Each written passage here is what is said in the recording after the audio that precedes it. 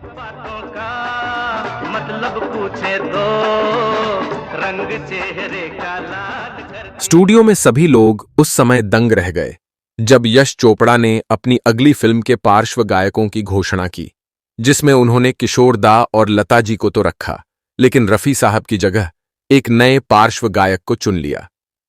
किस फिल्म के लिए यश जी ने लिया था ऐसा अजीबोगरीब फैसला?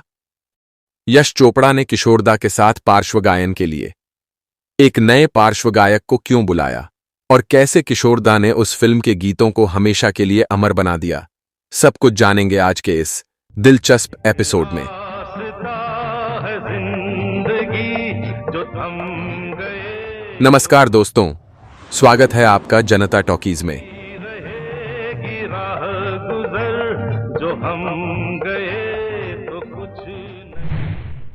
आज का वीडियो शुरू करने से पहले हम अपने दर्शकों और सब्सक्राइबर्स का हमारी नई लॉन्च की गई वेबसाइट को विजिट करने के लिए धन्यवाद करना चाहते हैं, जिसने लॉन्च के पहले 15 दिनों में ही 1 लाख से ज्यादा ट्रैफिक पार कर लिया है। हम पर भरोसा करने के लिए हम आपको तहे दिल से धन्यवाद देते हैं दोस्तों। चलिए वापस आते हैं हमारे आज के एपिसोड पर। यह 1978 की शुरुआत के दौरान था, जब यश चोपड़ा एक मल्टी स्टारर फिल्म बना रहे थे, जिसके लिए उन्होंने अमिताभ बच्चन, शशि कपूर, राखी, हेमा मालिनी और संजीव कुमार को मुख्य भूमिकाओं में लेने की पुष्टि की थी। फिल्म के संगीत निर्देशक थे खय्याम साहब और फिल्म के गीतों के बोल लिखे थे साहिर लुधियानवी जी ने। दोस्तों, फिल्म का नाम था त्रिशूल। जाने तुम क्या क्या उल्टे सीधे सवाल करते हो। डरती हो दिल में मरती हो जाने मन तुम कमाल करती हो। यह वह समय था जब दर्शकों को मल्टी स्टारर फिल्में देखना पसंद था और यश चोपड़ा ने शुरू में फिल्म त्रिशूल के लिए अमिताभ बच्चन और विनोद खन्ना को कास्ट करने के बारे में सोचा था, लेकिन विनोद खन्ना को यह रोल पसंद नहीं आई और फिर शशि कपूर को यह भूमिका ऑफर की गई, जिन्होंने फिल्म की कहानी सुनते ही तुरंत रोल को एक्सेप्ट कर लिया।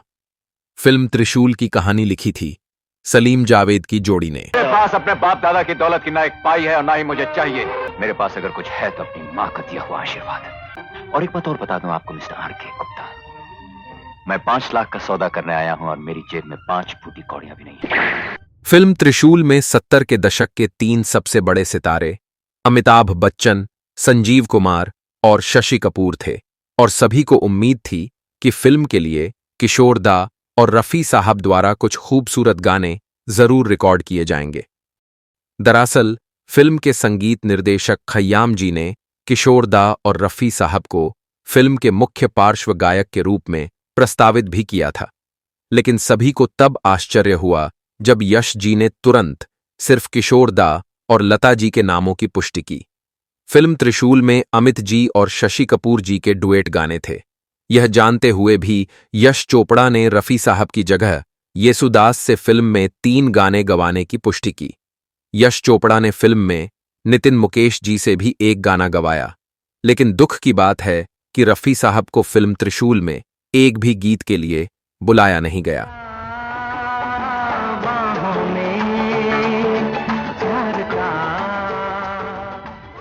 पुची गम गम किशिक गम गम पुची गम गम। येसुदास जी ने फिल्म में किशोर दा के साथ 2 गाने गाए और दोनों ही गाने अमिताभ बच्चन पर फिल्माए गए थे।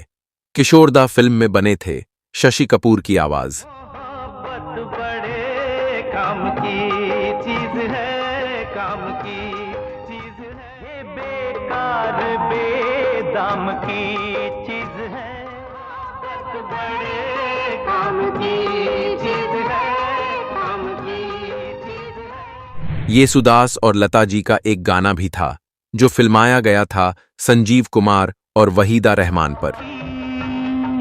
महकी हुई जुल्फ को कहते हैं कि मद भरी आंखों को पवन कहते हैं। हमारी निजी राय यह है दोस्तों कि यह गाना किशोर दा या रफी साहब में से किसी एक को गाना चाहिए था, क्योंकि संजीव कुमार पर फिल्माए गए किशोर दा और रफी साहब दोनों के ही कई सारे खूबसूरत हिट गाने थे।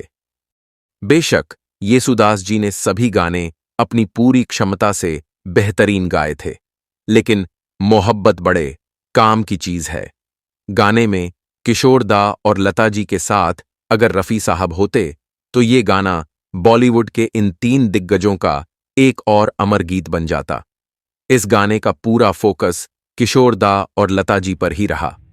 ये बेकार बेदाम की चीज है, बस नाम ही नाम की चीज है, मेरा मशवरा काम की चीज है, बड़े काम की चीज है, काम की चीज है।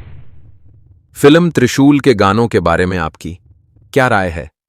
क्या आपको नहीं लगता कि रफी साहब जैसे महान गायक का कम से कम एक गाना ऐसी फिल्म में होना चाहिए जिसमें 3 सितारे हों? कसमें न तोड़े, उसे जीते जी न छोड़े, जो हो यार अपना। कई लोग किशोर दा और पंचम दा को रफी साहब को मौका न देने के लिए दोषी ठहराते हैं, लेकिन इस मामले में आप क्या कहेंगे? फिल्म त्रिशूल में रफी साहब का कोई गाना क्यों नहीं था, जबकि फिल्म में अमिताभ बच्चन, संजीव कुमार और शशि कपूर थे, जिनके लिए रफी साहब ने बहुत सारे गाने गाए थे। रफी साहब, जिन्होंने यश चोपड़ा के सबसे मुश्किल दिनों में उनकी बहुत मदद की थी, उन्हें 70 के दशक में यश चोपड़ा की फिल्मों में गाने के बहुत कम मौके मिले। दूसरी ओर क्या हुआ तेरा वादा गाने में पंचम दा का संगीत ही था, जिसके लिए रफी साहब को उनका एकमात्र राष्ट्रीय पुरस्कार मिला था।